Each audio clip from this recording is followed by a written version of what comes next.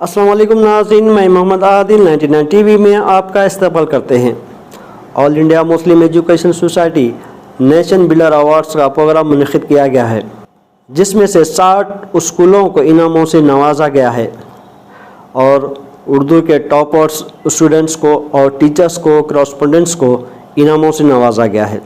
मेहमानों का इस्तकबाल किया गया है। मेज़बान जनाब फ़ारूक सिद्दीकी साहब, जनाब खलील उर रहमान साहब, जनाब इदरीस साहब, जनाब सुल्तान साहब, जनाब मसूद साहब, इन लोगों ने मेहमान खुसूसी का तहे दिल से इस्तकबाल किया गया है। मेहमान खुसूसी जनाब सैयद अहमद पाशा क़ादरी MLA चारमीनार कॉन्स्टिट्यूंसी, जनाब गौस साहब, जनाब हमीद साहब, जनाब डॉक्टर आज़म साहब, जनाब शेख हुसामुद्दीन साहब भी वहाँ पर मौजूद थे।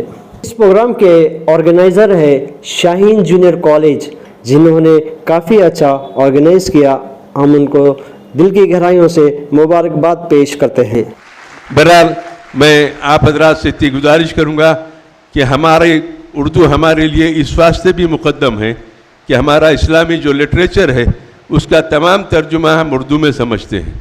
इसलिए भी मुखालिफिन का एक गोशा है जो सिर्फ इस्लामी विरसे से महरूम रखने के लिए इसकी मुखालिफत करता है। हज़ार बर्क़ गिरे, लाख आंधियाँ उठे, उर्दू का वो फूल है जो खिलने वाला है, खिल के रहेगा।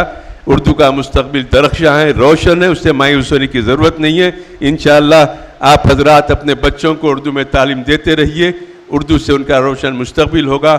वो अपने माँ बाप का सहारा बनेंगे, अपने मुल्क में, अपने शहर में, अपनी रियासत और अपने शहर का नाम रोशन करेंगे इंशाअल्लाह ताला। शुक्रिया, खुदा।